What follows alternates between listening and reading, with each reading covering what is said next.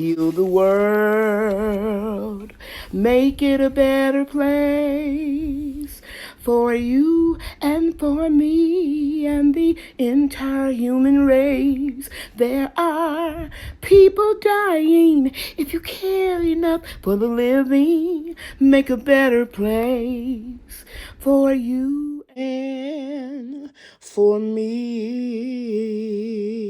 Okay, guys, I am punching some more holes in my clear solo cups. They're real durable. I get them from Amazon.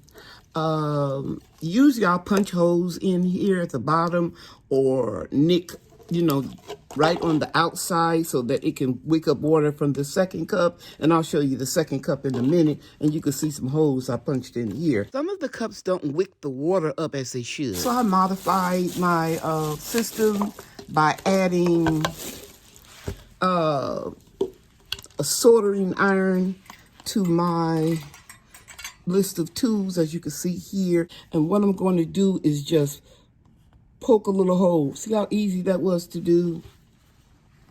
Right there at the bottom, so that water level in the red cup will wick up. And I'm just going to do it a couple of times more, maybe 3 more times, and put 4 holes. Okay, I'll show you that. All 4 holes. Just guesstimate north, south, east, and west. Now I'm going to show you how the water will easily wick up in using the red cup. Before I go get the red cup, I want you to be real careful when you're using your soldering iron, and fold up several layers of paper towel and wipe that plastic off as much as you can. Okay, and then I'm going to just insert it here in the little stand. I don't know if you can see it. Let me raise it up. All right, so you can keep that hot tool away from you. Okay, let me go get a red cup and a couple plants. So here is the red cup. It's 18 ounces, and the clear one is 16 ounces. And you can see where now that water will wick up easier. Let me see if I can let you look down inside of there. Yeah, you can see that there'll be plenty of room for it to have a reservoir at the bottom of the red cup. Okay, so now what I'm going to do is just fill up the cup almost full with some potting mix. Okay, so the soil won't be dropping out from the bottom. If anything escapes, it'll be on the side. But I'm going to take 1 squash plants. It's a patty pan. These seeds were extremely old. I wasn't sure if they were going to germinate. So I like to loosen up that mesh covering. And sometimes I take it off, sometimes I don't. If it feels like it's getting ready to rip the roots out, I don't take it out. But in this case, it didn't. So I'm going to make a little indentation, get it down in there by pressing down. Then I'll add more soil, keeping the plant straight as I can. Pressing down. Okay.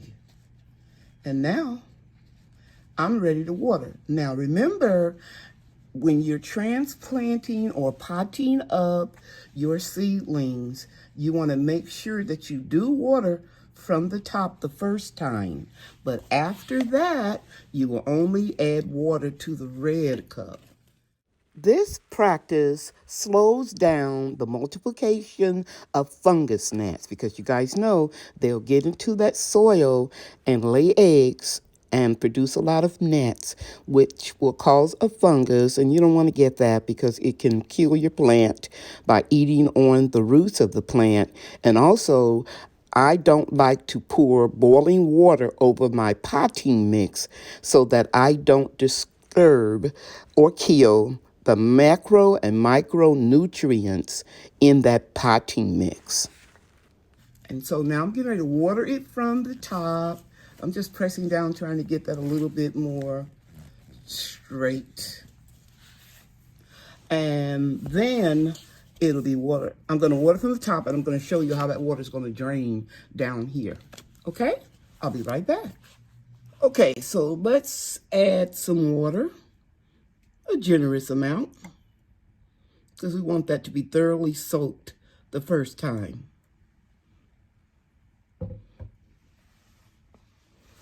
Just let it drain a little bit.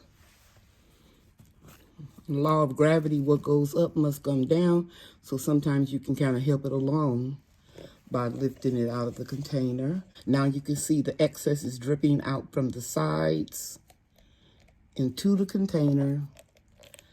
We're good to go.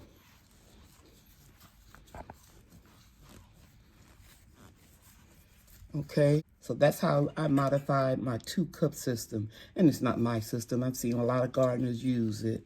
But I just came up with the idea to use a soldering gun to make it real easy, quick and fast. Now, you see that extra water down there?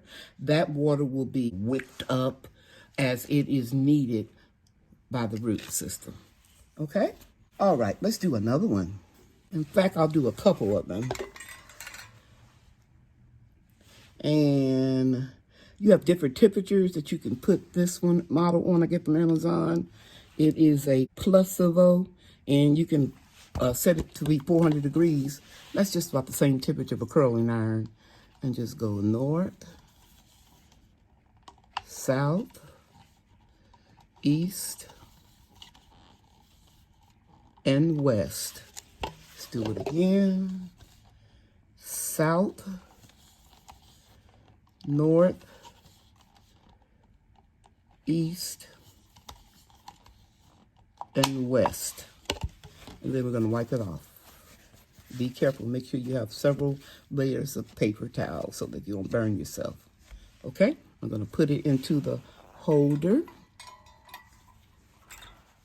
And then we're going to fill up 2 cups. Sometimes I moisten my soil before I put the plant in. That way I know I've got it thoroughly moist at the bottom. So let's do that this time. And I don't sift out any large pieces of wood unless they're extremely large, because if I was putting it in a raised garden bed, there would be some larger pieces. Okay. And I'm going to remove. I see some people don't remove the mesh. It's up to you. Okay, I do, and it works out fine for me. You can see the roots are still there. And I'm going to dig a little hole, put it in, and then fill up. And it doesn't have to be straight, just long as the stem of the plant is sitting very erect.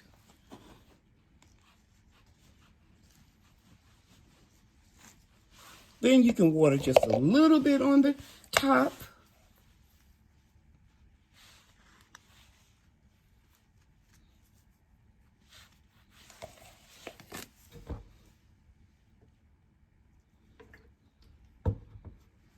And we'll come back and watch it drain a little later. Let's put that over there and this over here. You can see it in the video. Okay, we're going to take another patty pan squash. And you can see all of these roots are coming out of here pretty well. So I'm not going to take a chance. Since they're penetrating and the roots are kind of thick, I'm just going to put it in here. And I'm going to label this one, so I'll know which one I took the mesh bag off. And let's see if these Jiffy Peat pellets make a difference if you remove them or don't. I just out of habit used to remove them because years ago, they did not disintegrate in the compost. And the plants did not grow as vigorously as the ones that I removed. So we'll see. I'm gonna get a marker and I'm gonna mark this one right away. That way I will know. Let's see, my hands are kind of dirty, so I'm gonna wipe my hands off. And then I'm going to try to find a little sticker.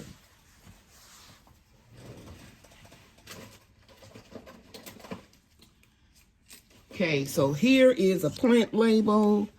And I'll just stick this right here for now. And that way, I know when I get ready to pop the labels in the containers, I know this is the one that I didn't remove the mesh bag. Okay? All right. I hope you picked up a little tip from this. A pearl from Lady Cheryl. Thank you so much for watching this video. And remember, grow your own, eat your own. It's not hard. You can do it. Thank you for watching. Bye now.